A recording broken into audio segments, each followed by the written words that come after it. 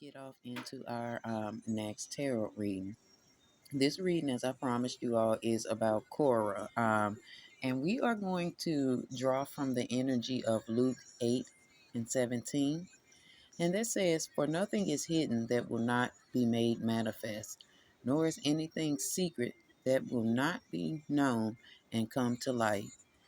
The reason the Two of Swords is present on Cora's reading and is the overall theme of her reading is because there is a lot of secrets behind this situation going on with her and this Michelle Loud woman.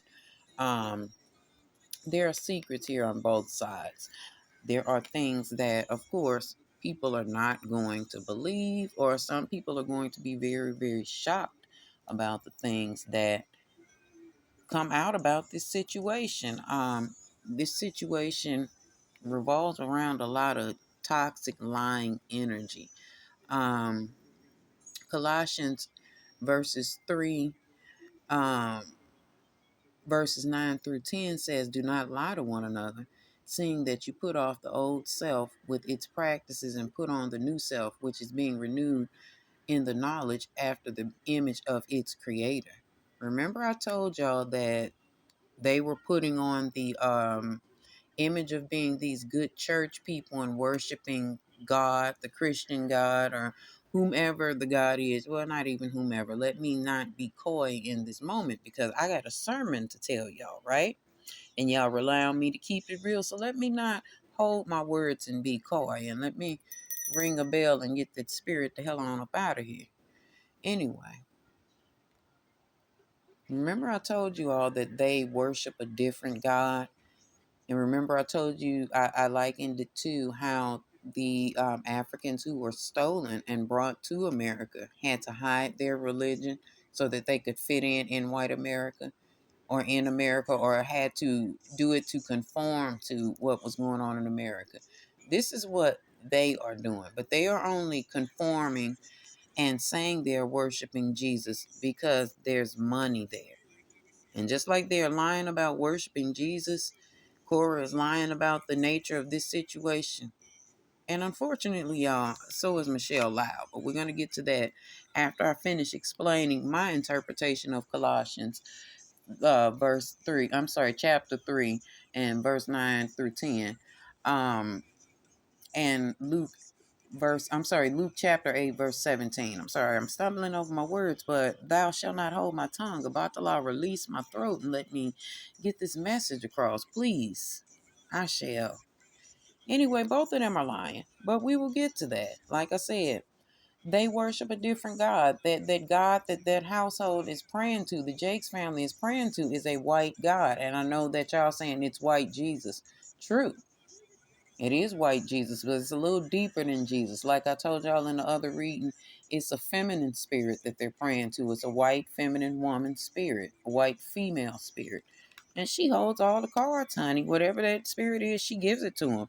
Something within me is saying Lilith. And I know that a lot of y'all are dumb enough to, especially you men, even if you humble yourself before Lilith, you're a man. Lilith hates men. So regardless to how much TD Jakes is praying to her, eventually she's going to turn on them. But not in this moment. Neither is she going to turn on Kora right now. So they are lying about the image that they portray. So when y'all are praying to Jesus with them and with Kora's lying ass, just know that y'all are praising and worshiping Lilith. At least that is in my belief. Yes, they're saying Jesus, but behind closed doors, it's Lilith. It's other shit.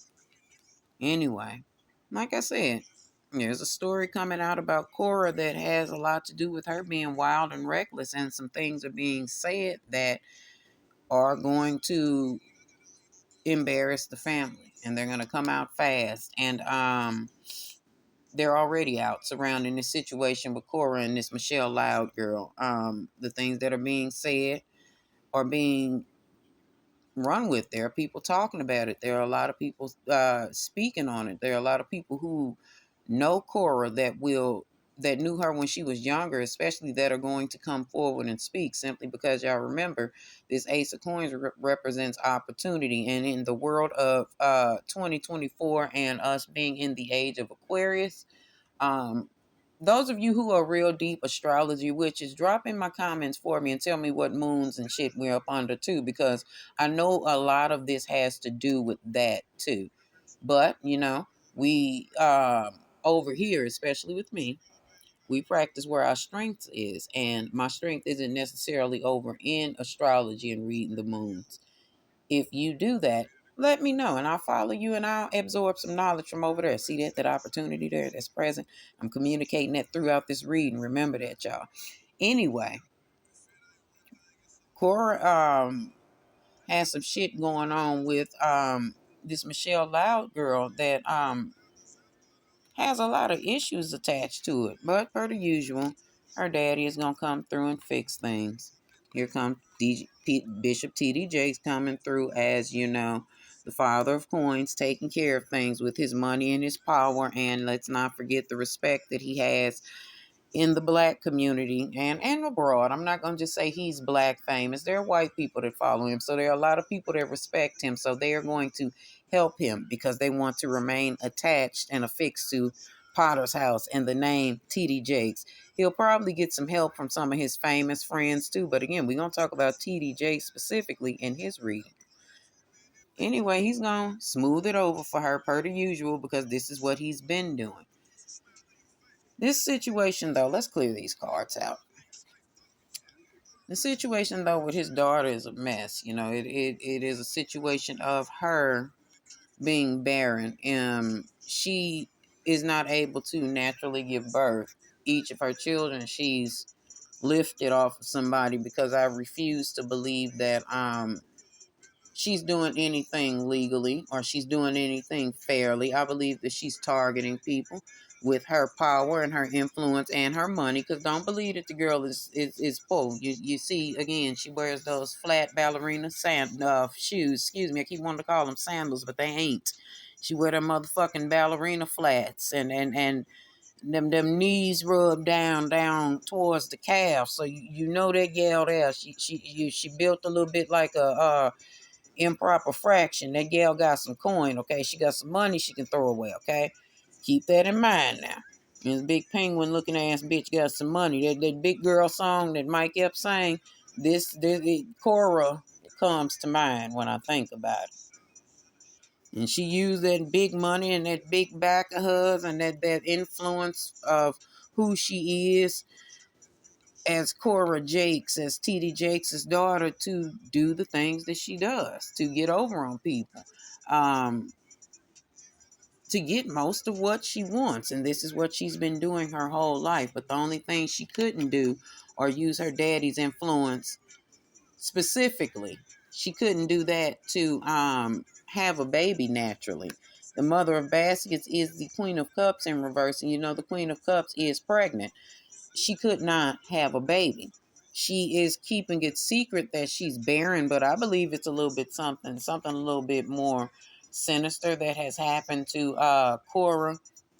The reason why she cannot have children, she's definitely woe out. Here we have the Tower card present with Kora, suggesting that something more sinister happened to her.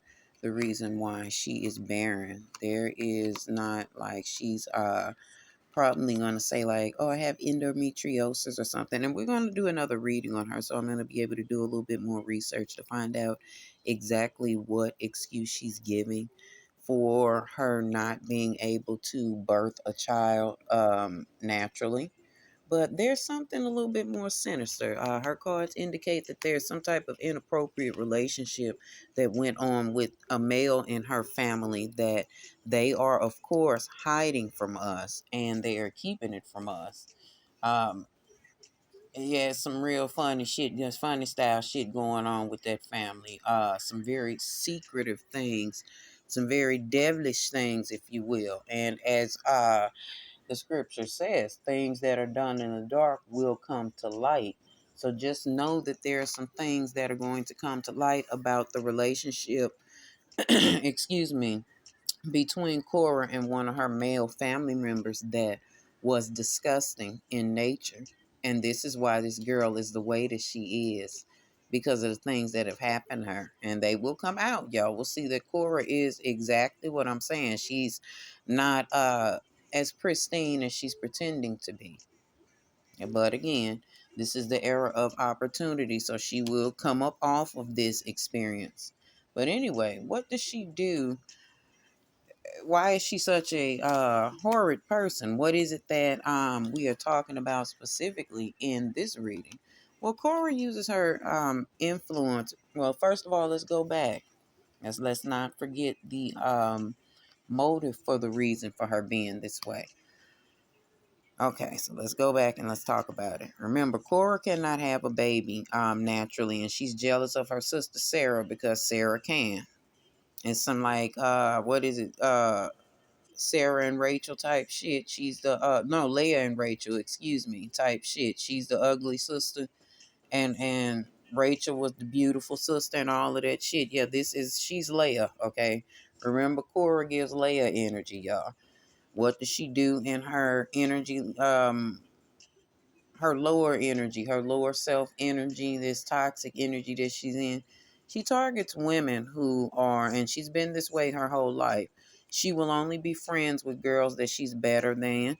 She will only be friends with girls that she can help, girls that she can look down upon, girls who find some type of burden or have some type of burdened lifestyle, girls who she can use her money and opportunity. There we are again with that Ace of Coins. Remember, I was saying it's all about opportunity. But she can use her money and her opportunity to take children from these people. This is like a plan that Kora has. She feels like this is the most efficient way that she can become a mother and really look like a wife in this sham of a marriage that she's in. If she's still in it, she might be divorced now. I didn't read that deeply. I saw that one of them were supposedly going through a divorce, but for right now, Kora is doing this to make it look like, see, Daddy, I'm married. See, that's that little girl in her that's not healed, that's still reaching out for her father's love. That, like, look, y'all, we gonna get into this later, but some part of her is still reaching out for her daddy. So in order for her daddy to respect her and give her the same appreciation that he gives Sarah, I need to be a mother with, a wife, excuse me, and a mother. So she does this, she paints this picture of, herself being this barren woman or this woman that can't have a baby, but God somehow placed these children in her life. But what she's not telling us is, or what the whole Jakes family ain't telling us is, she finds women who are down on their luck. She finds women who are in fucked up positions anyway in life. She finds mothers who have a whole lot of children, a whole lot of responsibilities, and not a lot of options. See, this is her whole MO. But not only that, let's keep her present. And let's keep the mothers who have birds and not a lot of options present, because we're going right over into Michelle Loud, because a lot of the things that she's saying is true, but y'all got to be careful, because remember, everything is about money in the theme of these readings. It's about opportunity. It's a thing of her being in need. Kora reached out to her when she was in a position of having, I think she said, her fourth child, the child that Kora has custody of now or has adopted. She caught her in a bad position. She had been shamed about each of her pregnancies, prior to then, and she was embarrassed about being pregnant again for the fourth time. So she really didn't want the little boy in the first place. She don't want him back now. It's all about an opportunity or about money. That's why I told y'all, be careful with the things that she's saying. Some of them are true, but a lot of them are false, based off the fact that she doesn't really want this little boy back. This woman is hurt for another reason, and we're going to get into that.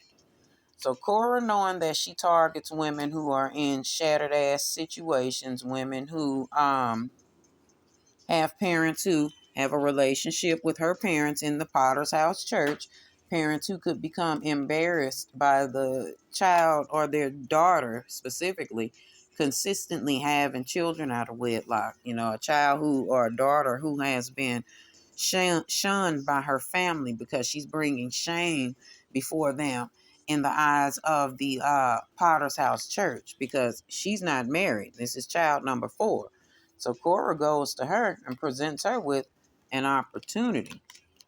An opportunity for her to get what she wants and for Kora to get what she wants. See, Kora tells her a whole lot of what she wants to hear and makes her a whole lot of promises and then gives her a whole lot of money or a little bit of piece of money, you know. But what Kora didn't tell her that this wasn't going to be long term. And the girl, Michelle Loud, says that Kora has been a liar her whole life. But why would you believe her when she made these promises to you?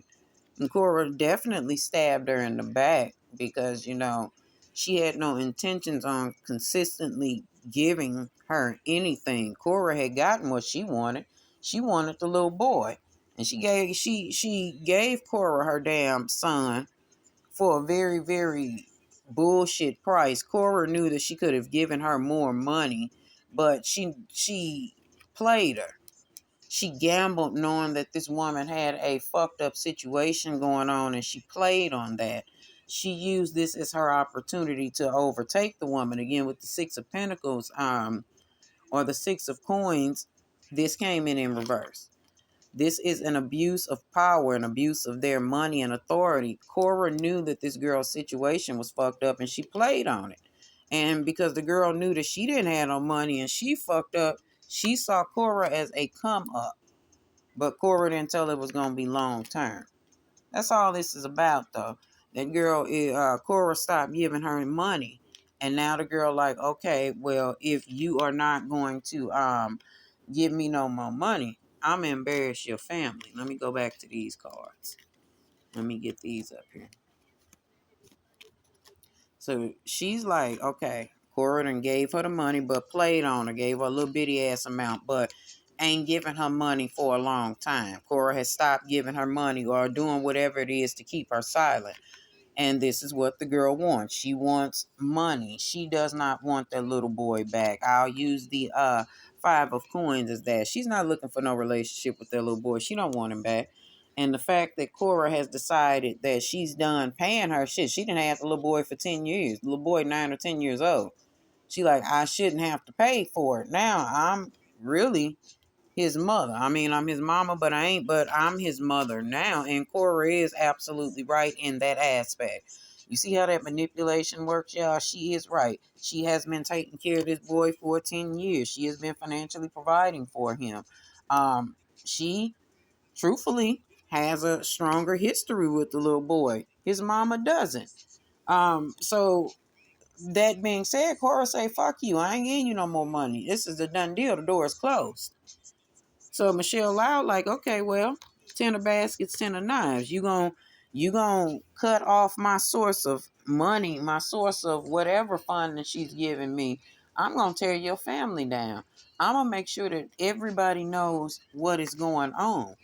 See, she ain't really worried about getting that little boy back. It's more things she's heard that Kora has decided that legally she shouldn't have to pay her anymore. And that's where the shit gets twisted at. So that's why you have to use your own spirit of discernment. Both of them are lying, but Michelle Loud is no more a victim than Kora is. Believe that. At any rate, Kora being Kora, she's going to get her daddy to take care of it for her. TD Jakes is showing up as the Father Sims. That is the Temperance card. Of course her daddy is going to take care of it. He already got her a lawyer and then put a lawyer in front of her. And TD Jakes also has a relationship with the judge. Keep in mind, these people always have somebody in their pocket. He has people ready to fight this case for Kora, or fight this in the public opinion, or fight this in the court of public opinion. Going forward, y'all, Kora's going to get off scot-free because of her daddy, and she's going to be able to keep custody of this little boy. And people are going to listen to this, and she's going to, again, opportunity. She's going to use this as an opportunity to get people to pour into her story and her marriage about how she is or has been hurt by the words of a sinner and how this sinner tried to destroy her life and her marriage and her family, but she just waited on the Lord with good courage and she won. The Lord vindicated her. Y'all, this is nothing but game, okay? This is nothing but game. This is her doing what she does best, being manipulative and getting people to believe her story. And that's what's going to happen going forward. She's going to play the role of the poor adoptive mother who almost lost everything, but the Lord saved her. And again, people are going to hear this side of her story and they're going to move on from it really quickly because Michelle Loud is going to close her mouth because Cora is going to pay her off. All right, y'all.